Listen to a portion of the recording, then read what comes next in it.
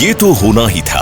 प्रदेश के अन्नदाताओं की फसलों का लहलहाना, जमीन में पानी का स्तर बढ़ जाना, गांव-गांव से सड़कों का जुड़ जाना, हर बच्चे को शिक्षा का मिल जाना और हर वर्ग के लोगों को समय पर चिकित्सा का मिल जाना।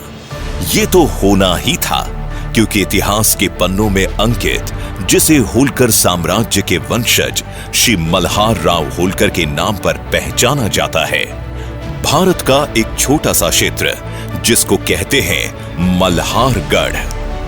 अनगिनत कहानियों के संग्रह के साथ हम इसकी गहराइयों में जाकर इसके इतिहास, संस्कृति और लोगों की जीवन शैली को देखेंगे। तो आइए हम सब चलते हैं मल्हारगढ़ में। दरअसल मल्हारगढ़ शुरू से इतना विकसित क्षेत्र नहीं था और कांग्रेस के राज में यहां के लोग बहुत सी तकलीफों का सामना कर रहे थे। जैसे मल्हारगढ़ के गांव शहर को जोड़ने वाली सड़कें थी ही नहीं, पीने और खेती किसानी के लिए पानी का स्तर भी जमीन में बहुत नीचे था, स्वास्थ्य के लिए अच्छे चिकित्सा के इंतजाम की कमी थी, बच्चों को उनकी शिक्षा से वंचित रहना पड़ता था या फिर कहीं बाहर जाकर शिक्षा पूरी करनी होती थी। क्षेत्र में बिजली के ना होने से यहाँ के लोग और किसान भाइयों के लिए बड़ी चुनौती बनी हुई थी और ऐसी ही इत्यादि मूलभूत जरूरतों के लिए मल्हारगढ़ के लोग जरूरी संसाधनों के लिए मोहताज थे। भाई साहब, अब मैं आपको बहुत पुरानी बात बताता हूँ कि राजाओं के समय भी किसानों को बराबर ध्यान रखा जाता था, मगर कांग्रेस के लोगों ने मल्हारगढ़ का किसानों का ध्यान रखना तो दूर की बात है, पर उनके विकास के संसाधनों का भी कोई ध्यान नहीं रखा। इसीलिए हमें हमारी लड़ाई खुद लड़ना है, हमारे हक की लड़ाई। वो आदमी हमारे घर का था, हमारा अपना था, जिसे पता था कि मल्हारगढ़ की जरूरतें क्या है, परेशानियां क्या है, जिसे राजा नहीं सेवक बनना था। मैं जगदीश देवड़ा, मध्य प्रदेश सरकार में वित्त मंत्री, वाणिज्य कर, आर्थिक एवं सांख्यिकी विभाग। मेरा बचपन नीमच जिले का रामपुरा नगर है, उसमें मेरा जीवन प्रारंभ हुआ। प्रारंभिक शिक्षा भी मेरी वहीं पर हुई। कर्म भूमि की दृष्टि से मैं मंदसौर आकर के रहा और मंदसौर में मुझे पार्टी की दृष्टि से रघुनंदन जी शर्मा, हमारे जो राज्यसभा के सदस्य रहे हैं, उन्होंने मुझे मंदसौर में कार्य की दृष्टि से मुझे वहां पर स्थापित किया। मैंने लगभग 8 वर्ष मंदसौर के भारतीय जनता पार्टी कार्यालय में फुल टाइम मैंने सक्रिय रूप से काम किया। मैंने घर घर जाकर के संपर्क करने का, पूरे जिले में प्राइवेट जो बसें रहती थी उस बस में बैठ करके भी हम प्रवास करते थे, मोटरसाइकिल से प्रवास करते थे। मुझे स्मरण आ रहा है कि जब कार्यालय पर एक मोटरसाइकिल, राजदूत मोटरसाइकिल थी, बहुत खराब कंडीशन की थी, तो कार्यकर्ताओं ने मुझे एक नई मोटरसाइकिल, मुझे अच्छी तरह याद है कि वो चंदा करके गाड़ी मुझे जो दी थी, मैं उसी से मैं दौरा करता था पूरे जिले का। जब नीमच मंदसौर जिला पूरा एक था, उस समय मैंने दौरा किया, तो वो गाड़ी का स्नेह मुझे आज भी है। वो गाड़ी मेरे पास इतने लंबे समय के बाद आज भी मेरे पास है, वो अनमोल है। मूल तो मेरी हमेशा रुचि रही कि कहीं न कहीं सार्वजनिक क्षेत्र में, राजनीतिक क्षेत्र में काम करके जनता के बीच में जो पीड़ित हैं, जो शोषित हैं, उन सब लोगों के बीच में जाकर के सेवा करना। उसके बाद में फिर सक्रिय रूप से राजनीतिक क्षेत्र में काम करने का जो पार्टी ने मुझे मौका दिया, सन 1990 में सुहासरा विधानसभा क्षेत्र से मैं विधायक के रूप में चुना गया। उसके बाद से लगाकर अभी तक ये मेरा इस समय जो मैं उम्मीदवार के रूप में मल्हारगढ़ विधानसभा क्षेत्र से जो प्रत्याशी बना हूं, पार्टी का मैं बहुत आभारी हूं। ये 8वां चुनाव मेरे लिए होगा। 4 चुनाव सुहासरा विधानसभा क्षेत्र से मैंने लड़े हैं। 2008 के चुनाव में मल्हारगढ़ को विधानसभा के क्षेत्र में पहचान मिली और उसने अपना उम्मीदवार मल्हारगढ़ का बेटा, भारतीय जनता पार्टी का पहला प्रत्याशी माननीय जगदीश देवड़ा को चुना। यहाँ पर सड़कें बिल्कुल नहीं थी, सिंचाई का प्रबंध, तालाब, स्टाफ डैम बिल्कुल नहीं बने थे, चिकित्सा के क्षेत्र में अस्पताल नहीं थे, यहाँ शिक्षा के क्षेत्र में महाविद्यालय नहीं थे, डेवलपमेंट के नाम पर यहाँ पर शून्य था। भैया, लोगों को विश्वास था कि यह आदमी हमारी बात सुनेगा। ये आदमी है जो हमारी समझेगा। मल्लागढ़ के लोगों ने 3600 वोटों से भाई साहब को जिताया था पहली बार। इसीलिए देवड़ा जी ने अपनी कर्मठ छवि, सकारात्मक सोच और सरल व्यवहार से नेतृत्व किया। बनने वाला व्यक्ति कभी बड़ा नहीं होता है, बनाने वाले बहुत बड़े होते हैं। प्रजातंत्र में जनता बड़ी है, हमारे भारत के संस्कार है, ये संस्कृति है। ये बाकी काम हमारा केवल ये नहीं है कि हम माला पहन करके घूमे। हमारा काम ये है कि किसी गरीब के आंखों में आंसू आ रहे हैं तो उसको पूछने का काम करना, उसमें क्या तकलीफ है उसको दूर करना, लोगों की तकलीफ क्या है, सड़क बनाना, खेती में पानी पहुंचाना, पीने का पानी शुद्ध मिले उसको पिलाना। तो ये इससे बड़ा दुर्भाग्य और ये उन लोगों को डूब मरने की बात है जिन लोगों ने 60 साल राज किया। तुम जनता को शुद्ध पानी नहीं पिला पाए। मूलभूत आवश्यकता, इस पर कांग्रेस के लोगों के पास जवाब नहीं है। हिंदुस्तान में ये कलंक है। यहाँ पर नारायणगढ़ नगर में एक समय पर स्वास्थ्य की बड़ी समस्याएं थी, लेकिन 2008 में माननीय मंत्री जी श्री जगदीश जी देवड़ा यहाँ से विधायक बने। उसके बाद धीरे धीरे स्वास्थ्य सुविधाएं यहाँ पर सुलभ होती चली गई। यह ग्राउंड काफ़ी समय से ऐसा ही बिखरा हुआ पड़ा था। माननीय मंत्री जी को 1-2 बार हमने अवगत भी कराया, तो उनसे चर्चा हुई तो उनका कहना था कि आप इस चीज़ की चिंता न करें, आपको एक भव्य स्टेडियम देखने को मिलेगा। कुछ समय पश्चात इसका पूर्णतः कार्य हो जाएगा। भाई साहब 2018 में जगदीश जी हमारे विधायक तो थे, पर सरकार कांग्रेस की होने की वजह से हमें बहुत परेशानी का दुख देखना पड़ा। हर किसान को 2 लाख का कर्जा माफ करने का वादा करके कांग्रेस सरकार सत्ता में आई थी, लेकिन सरकार ने किसी किसान का 2 लाख रुपए का कर्जा माफ नहीं किया। इसलिए जनता भी नाराज है, किसान भी नाराज है।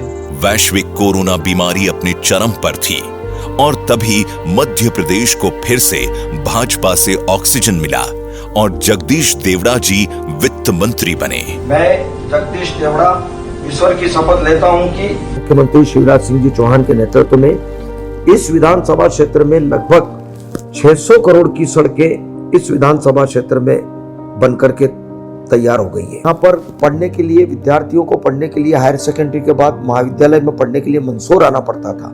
मल्हारगढ़ विधानसभा क्षेत्र में हमने खोले हैं जिनमें छात्र पढ़ाई कर रहे हैं। पिपलिया मंडी में, मल्हारगढ़ में और डलोदा में ऐसे 3 महाविद्यालय यहाँ पर हैं। 30 बिस्तर हॉस्पिटल जो चिकित्सा के संबंध में बिल्कुल शून्य था, यहाँ पर धुंधड़ का हमारा मंडल है संगठन की दृष्टि से, वहां पर 30 बिस्तर हॉस्पिटल, पिपलिया मंडी में 30 बिस्तर हॉस्पिटल, नारायणगढ़ में 30 बिस्तर हॉस्पिटल, ऐसा करके यहाँ पर चिकित्सा के क्षेत्र में हमने बहुत बड़ा काम किया।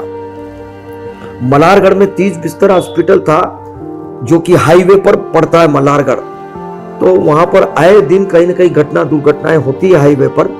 तो मैंने माननीय मुख्यमंत्री जी से प्रार्थना की थी कि यहाँ पर 50 बिस्तर हॉस्पिटल का उन्नयन कर दिया जाए तो बेहतर होगा, और अभी हमने उसका भूमि पूजन किया है। बहुत जल्दी वो बनकर के तैयार हो जाएगा।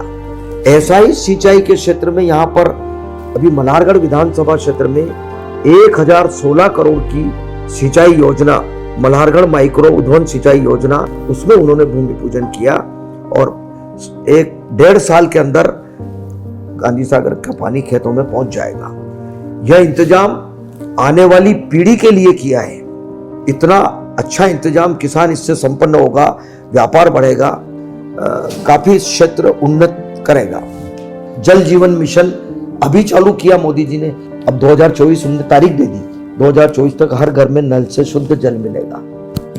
ये उन लोगों को डूब मरने की बात है जिन लोगों ने 60 साल राज किया, शौचालय नहीं बना पाए, लेकिन ये कलंक था।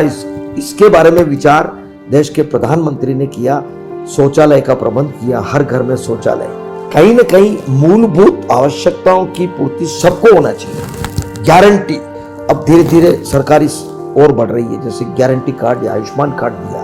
मैं सभा होती तो मैं पूछता हूँ कितने लोगों के कार्ड बने, कितने के बाकी रह गए, तो खड़े होते हैं लोग, वो बताते हैं कि मेरे पास 100 रुपए भी नहीं है, पर मैंने 4.5 लाख रुपए अहमदाबाद जाके इलाज कराया हार्ट का।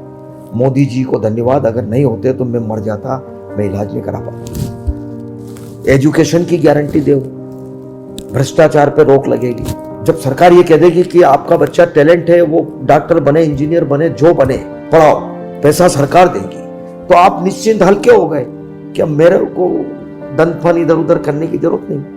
हेल्थ का इंतजाम और एजुकेशन का इंतजाम, ये दो चीज, और पीने का शुद्ध पानी, सड़कें सबके लिए, कुछ चीजें कॉमन होना चाहिए सबके लिए।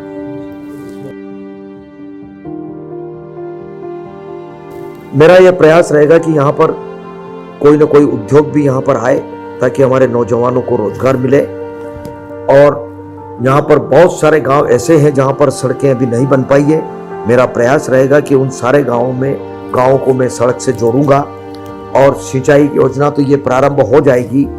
और भी हमारे कई छोटे छोटे काम हैं, जो सामुदायिक भवन है जैसे, या महाविद्यालय में कोई और अच्छी बेहतर व्यवस्था करना है पढ़ाने के लिए, या चिकित्सा के क्षेत्र में हमको अस्पतालों को उन्नयन करना है, अच्छी व्यवस्था करना है, इलाज का अच्छा प्रबंध हो जाए, ये करना है। जिनने विकास किया धरती पर, वो विकास यात्रा निकाल करके हम बता रहे हैं। हमने जन आशीर्वाद यात्रा निकाली, कांग्रेस आक्रोश यात्रा निकाल रही है।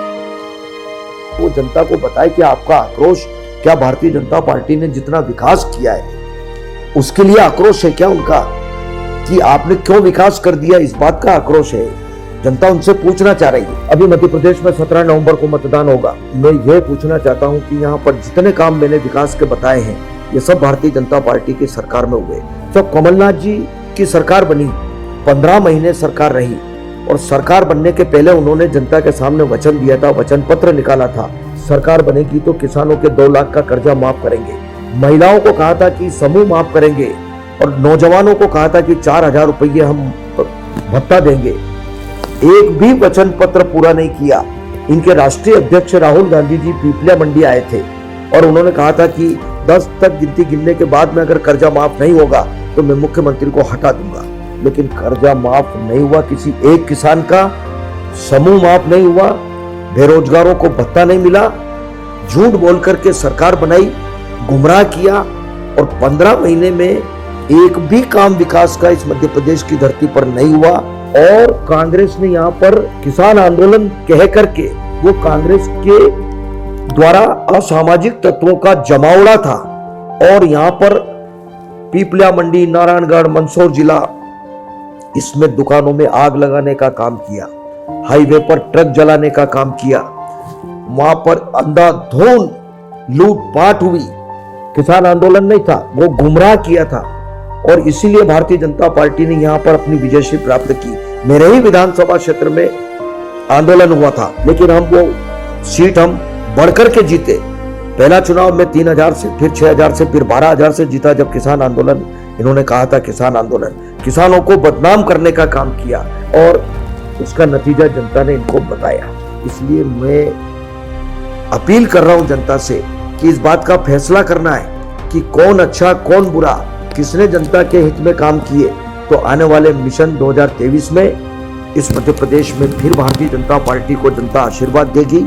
जनता का अपार उत्साह है भारतीय जनता पार्टी के प्रति, अटूट विश्वास है, नेतृत्व के प्रति विश्वास है, और देश के नेतृत्व के प्रति भी विश्वास है। और इसीलिए मैं आपसे कह रहा हूं कि जितना विकास हुआ है, जितनी जन कल्याणकारी योजनाएं बनी है, उसको ही आधार मान करके मतदान करें कि किसने विकास किया, उसको मतदान करें। और मिशन 23 में भारतीय जनता पार्टी को प्रचंड बहुमत से चुनाव जीता करके फिर मध्य प्रदेश में सरकार बनाए।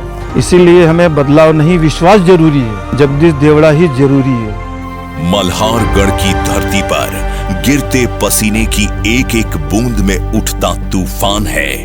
किसानों के हाथों में रहती मिट्टी के कतरे कतरे ब्रह्मांड है। 17 नवंबर को उगेगा सूरज भगवा का, क्योंकि फिर इस बार एक ही बुलंद आवाज है, कमल का बटन दबाना है और जगदीश देवड़ा को जिताना है।